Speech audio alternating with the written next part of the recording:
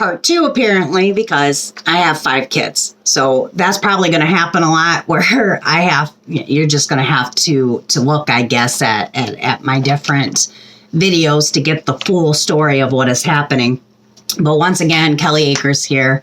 I am the founder of a nonprofit organization that I'm calling the Seed of Zion, because I have a bigger project in mind that is called Project Zion. Seed of Zion is a narcissism awareness organization that I am starting up to show that narcissism is embedded in everybody, and to allow people to understand that this narcissism is holding us back from heaven on earth. This narcissism and this one-upping and this scale of one being better than another is not taught through Jesus's teachings, or quite frankly, anybody's teachings. Heaven on earth is quite possible for us if we reach different higher states of consciousness. And I go to a college for higher states of consciousness and learning higher states of consciousness. And in that college, I have been able to simplify what happened to me so long ago. And what happened to me so long ago was my light turned on. And what do I mean by my light turned on? I mean that when I close my eyes, I do not see darkness anymore. I see light. I see prism light that cascades into many different things. I've seen so much things through prism light with my eyes closed that I could take and write an entire book just on my meditations. I understand this higher state of consciousness at this point in time, and I understand what happened to me that gave me the wisdom and knowledge that I got so long ago. And I want to hand that back out to the community freely, because it was freely given to me. Through this nonprofit organization, I also want to give free yoga classes. I want to give free healing of Reiki, of massage therapy, of different things that I know will reconstruct the nervous system and give people a fighting chance out in this world to heal. Because a lot of people do not understand right now that you can heal your own body. Jesus actually teaches about this. And it is something that I've accidentally come encountered with. I have tried for 10 years to bring this information out through going through somebody else, basically. I was too scared myself to come out and speak about it, because I had come out to my friends, family, and community and was laughed at, made fun of, mocked at, so on and so forth, to the point where I'm almost isolated. Besides working my business and encountering people on a daily basis through that, I do not go too far out of my way to try to connect to many people. When I do try to connect to people, unfortunately, this is spoken about also in the Bible. It says that if you understand the man they call Jesus Christ's message, that you're going to be hated just as much as he was hated. And I understand this hate. This hate is actually a fear. It's not that people actually hate me. They are feared that they did not do something right, they didn't understand something right, or their church taught them basically to hate me because I'm not teaching or exposing, as I like to call it. I'm not exposing what the church teaches. I'm exposing what I accidentally found myself. On the prior video, I read 2 different teachings of the man they call Jesus Christ about when you close your eyes, if you see darkness and that being evil, and allowing you to understand that if when you're closing your eyes and you're seeing darkness, that's not a good thing. I know how to turn the lamp of the body on. I know how to turn the light on.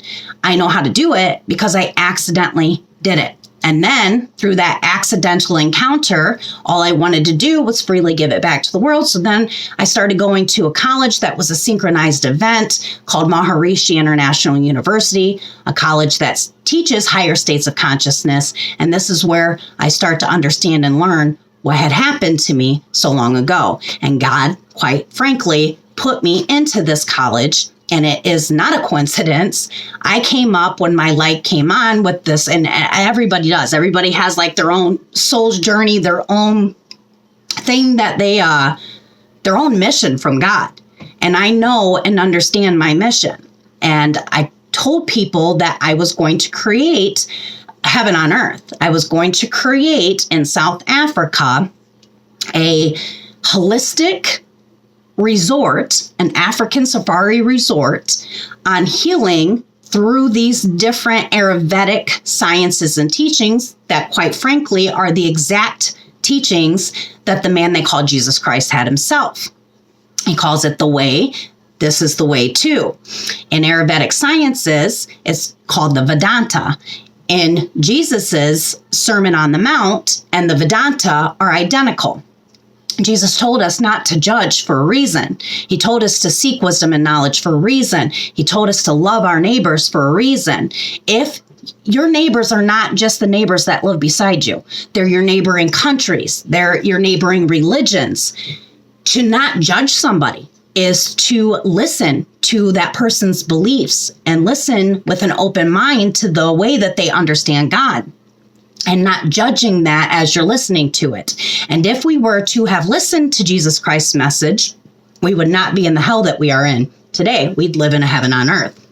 And I truly believe that heaven on earth is in the making and it's coming up.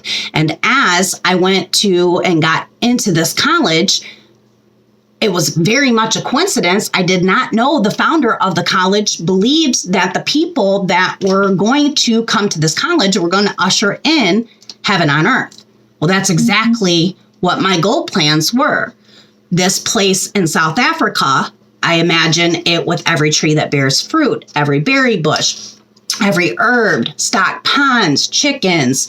We're talking major agricultural refinement here. And in it, it's completely self-sufficient. And the whole means of it is to heal people and show them that we don't have to live like this. We never did. And if we were kind, nice, and did what Jesus said to do, we would already be in heaven on earth. So I'm going to read this again. It says, the lamp of the body is the eye. And this is Luke 11:34-36. The lamp of the body is the eye. When your eye is clear, your whole body also is full of light. But when it is bad, your body is also full of darkness. Therefore, take heed that the light which is in you is not darkness. I'm going to read this again.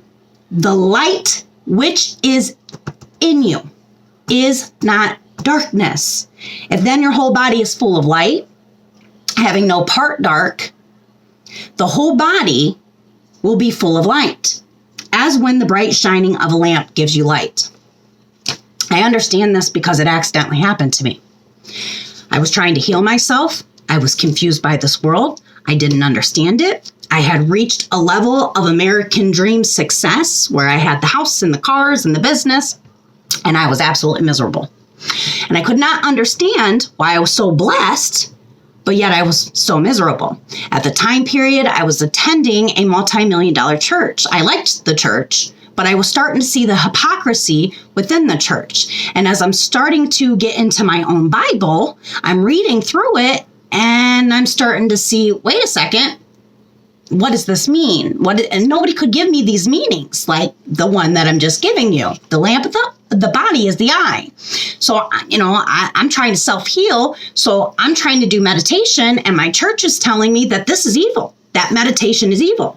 Remind you that meditation is literally in our Old and New Testaments, that Jesus himself went out to deserted places for long periods of time to meditate and then come back to do whatever signs and wonders that he was doing on the earth at the time. So I'm starting to really see this hypocrisy and how nobody can really answer any of the questions that to me are quite frankly very important, and they're in the Bible and I want to understand them. So I start seeing also that Jesus simply says that we can knock, we can ask these questions for ourselves. So I started to ask the sky for the truth of God, and I got it, and it was accidental. The suffering of this world and not understanding this world is why my light turned on. In scientific terms, this light that is spoken of, it is a higher state of consciousness. Jacob wrestles with his God and he calls it the pineal gland. Give me 1 second. I had to do this last time too.